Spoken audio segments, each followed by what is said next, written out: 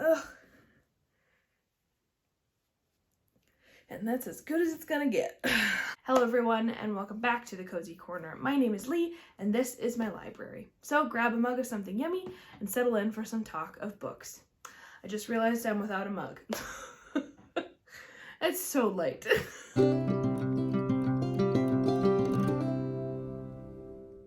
But it is a dark and stormy night on April 30th, the last day in April, which means it is time to play another round of the TBR Raffle. Ugh, I'm so excited. I took a month off last month because I was reading the Elite 8 from March Madness. But I'm ready to get back into it. If you don't know, the TBR Raffle is basically an elaborate drawing system that I created. It's not that elaborate. It's pretty uncomplicated.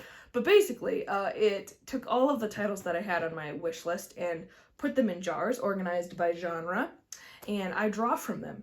There are 6 spots to fill, and the reason why I really like this is because this type of game really allows me to tailor it to what I want. So I know that the books that I draw are books that I want to read, but also this game is organized so that I can incorporate my personal goals for reading. So for instance, the first of the 6 slots that I will draw is for my personal TBR, so books that have been gifted to me that I want to read because someone loved me enough to buy me a book.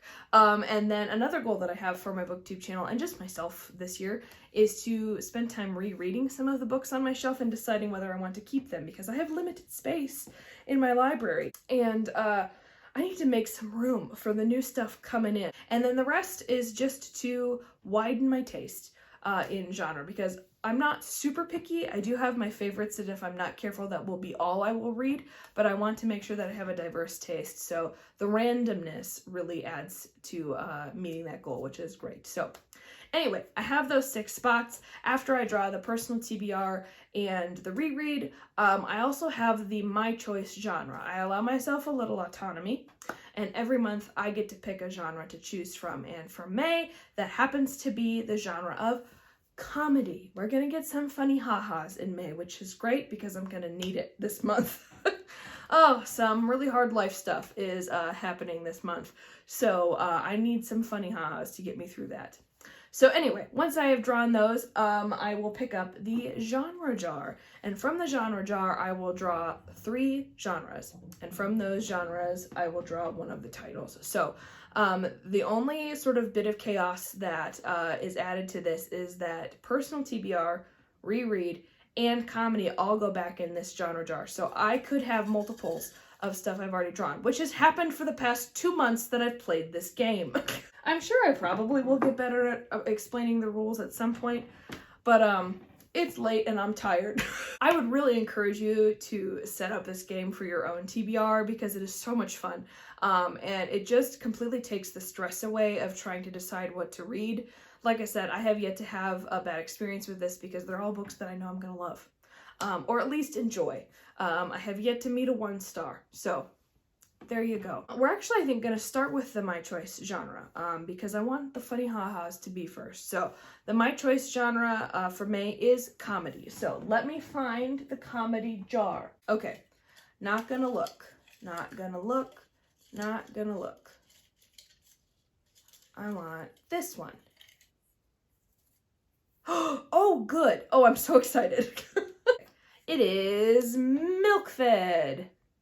Let me grab my computer. Why am I never prepared?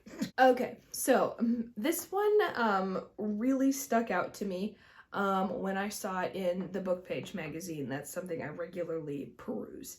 But Milk Fed is by Melissa Broder, and it is a contemporary fiction that features LGBTQ relationship. It is all about, what's her name? Rachel, who is 24. She's a lapsed Jew who was raised in the, calorie counting, calorie restriction by her mother. So she's very hyper-focused on calorie deficit and calorie restriction, and is struggling in LA as part of a talent management and is hyper-focused on exercise and dieting until she meets, what's her name? Miriam, who is an Orthodox Jew who works at Rachel's favorite frozen yogurt place. And they strike up a relationship. And I think a lot of it is Rachel dealing with her family and her religion and her sexual orientation, all under the guise of frozen yogurt and someone feeding you, which, I mean, it sounds so good. And I've heard that it is hilarious and very poignant and emotional and just kind of all around a really good, uplifting, but still hard to read story. I think it'll be really good. The cover is just a boob. We love it, you know? Female representation, free the nip, you know? Okay, that's a great first choice. Oh, good. I'm so excited. I've been waiting to read that one for a while. Okay, we've done the My Choice genre. Let's do Reread. We'll save personal TBR for a little bit. Here's my Reread jar. So much stuff is in here. I've only, thank God, picked up one series so far. I'm not even a third of the way through finishing that, and I know that there are several in here, so. Okay. I'm still working through the collected works of Edgar Allan Poe. I don't think I'm going to finish that till the end of the year because there's so much in that book. Okay, I have one that my fingers like. Let's do this one. Oh no, it's a big piece. Oh, shoot. Okay, not looking. What is it? Oh, okay. Would not have picked this one of my own volition. We have Nancy Drew, Curse of the Broken Locket. Boy, it has been a hot minute since I've read that one. Oh, okay. Hang on. Here we go. This is my battered, very much beloved old copy of Nancy Drew. I don't know who this is, whose name is written in the front. The spine's been taped. It's so faded. It's just, it is just a beautiful old book. I love it so much. I don't remember anything about this book. Obviously, there's a locket. I want to say it's about a rich family and there's a kid involved. Hang on. I also just realized I put the wrong title on that piece of paper. It's not the Curse of the Broken Locket. It's the Clue of the Broken Locket. Okay, so I was completely wrong in those details.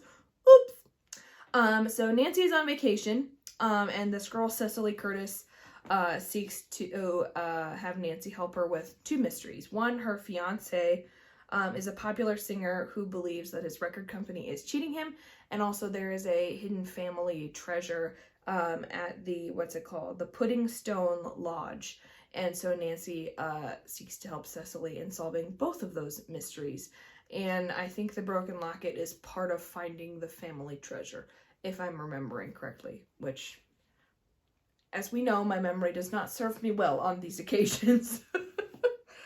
Anyway, I remember really enjoying this. I was on a real big Nancy Drew kick in my late middle school years going into high school. I pretty much took her with me on every vacation. I had at least one Nancy Drew mystery.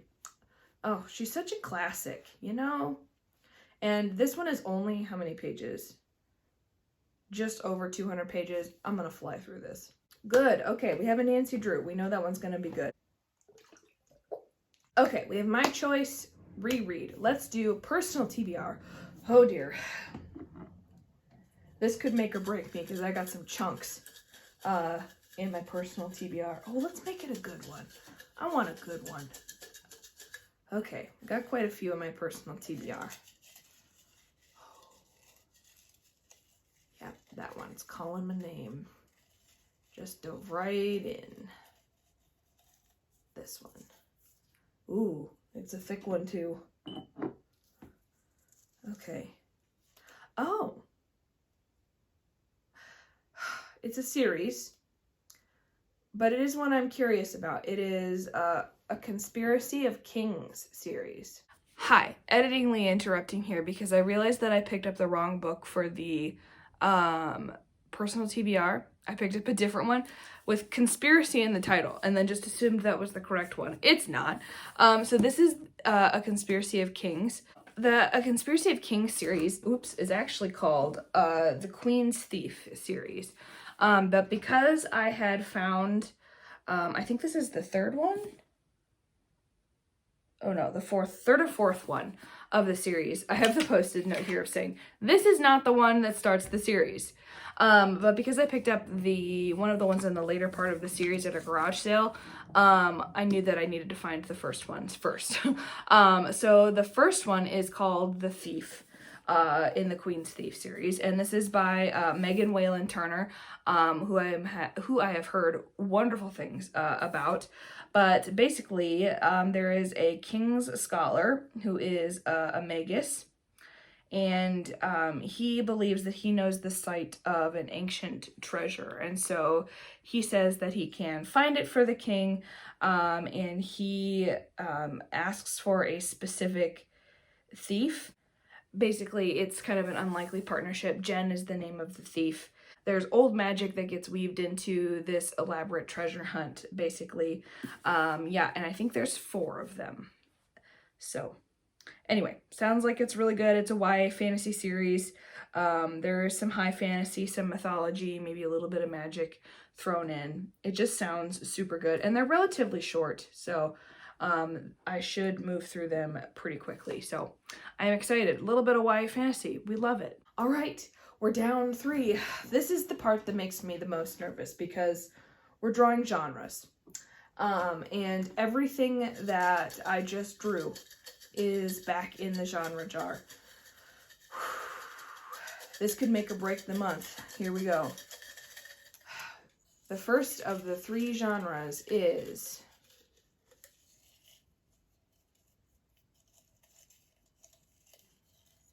this one. Oh, aesthetic. Do I have that one? I do. Okay, so that is seasonal books, or books that give off a certain seasonal holiday vibe. Okay, there's the first one.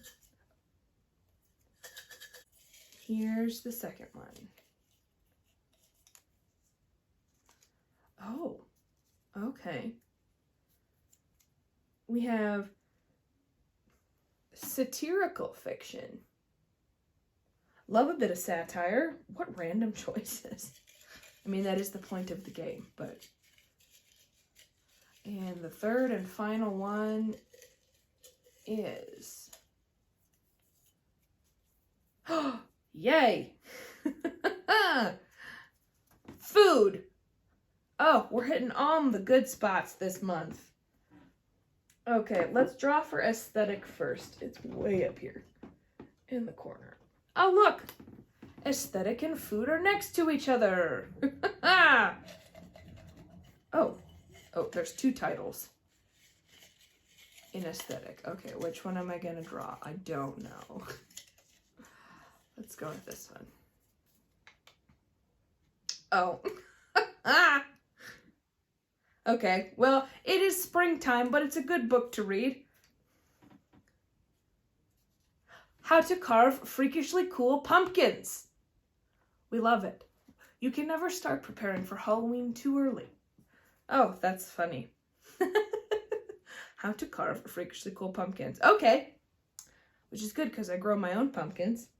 Okay, while we're here, that's really funny. It's May. Oh dear. Okay, let's do food, because we're here. Look how many are in food. I happen to know there's cookbooks in here. Oh. Okay, here we go. I want this one. Yep. What is this one? Bittersweet. It is YA contemporary, which is one of my least favorite genres. That's okay. Okay. So this is Bittersweet by Sarah Ockler. This follows the story of Hudson, who is someone who had her whole life sort of planned out and set up, and she knew exactly what it was going to be like. But then she experienced a betrayal that basically obliterated any dreams she had of what her life was going to be.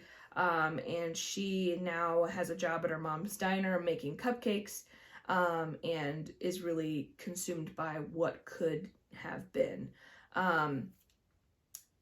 Then she gets another shot at her dreams, and is really worried that something is going to ruin it. And of course, a guy walks into her life and basically starts messing with the second chance she has at achieving her dreams.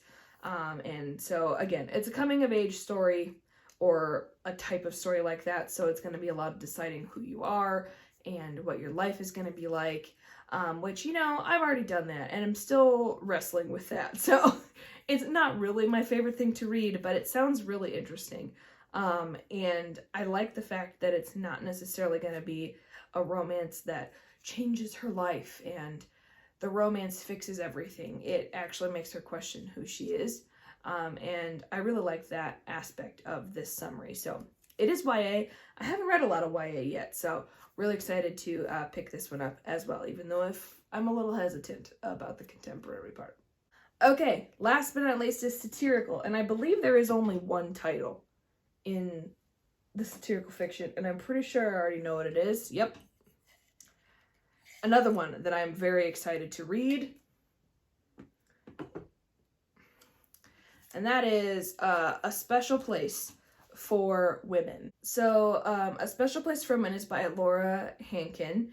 It is a bit of a mystery thriller. The focus is on feminism, obviously. But basically there is this exclusive women-only social club that the membership dues are like $1,000 a month, until this woman Jillian decides that she's going to break in and sort of expose the elitism of this club. But I think, yeah, she basically discovers that it's a bit cultish, and bad things happen to people who question what happens in the clubs. So it pokes fun at things like girl bosses, or celebrities who invest, you know, massive amounts of money into things like astrology or getting your aura read. And so she's going to sort of disprove the fact that elitism can't buy you happiness. But I've heard a lot of people have disliked this book because the focus switches from poking at and exposing the shallowness that comes from that mentality to sort of then that becoming the real focus and obsession, as in like that's what you should achieve, rather than feminism doesn't look like this for everybody. And so again, I've heard mixed reviews, so I am curious to read it. It sounded very intriguing, but I also am going in with kind of both eyes wide open as to, is this really problematic, or is it just someone really wrestling with the topic of feminism and what it means to them? There we go. We have all 6 books for the month. Uh-oh, dropped one. All 6 books for the month of May. This is the first one I'm like, this is so random. Random. Very random. We have lots of food, lots of mystery, and pumpkins. Oh, I do love Halloween. It is my favorite holiday, so. Anyway, there we go. That is my May TBR. Oh, I am actually very excited because I think the weird variety will make this a really interesting reading month, and it'll go relatively quickly, which is nice because I need to play some catch up. So if you are interested in creating this game, I really hope you do. It's so much fun, and like I said, it's a great way to incorporate any goals that you have for yourself or for your booktube channel, and it's just fun. And like I said, it takes away the stress of having to pick. You know you're gonna like what you get, so why not? And if you enjoyed this video or have read any of the books that I was talking about today, go ahead and comment down below and give this video a like and subscribe to my channel, because it really does help me out and let me know what you guys want to see. As always, a huge thank you to the friends and family who have readily supported me on this journey. It truly means the world to me, and I cannot wait to see what's on the next page. Cheers.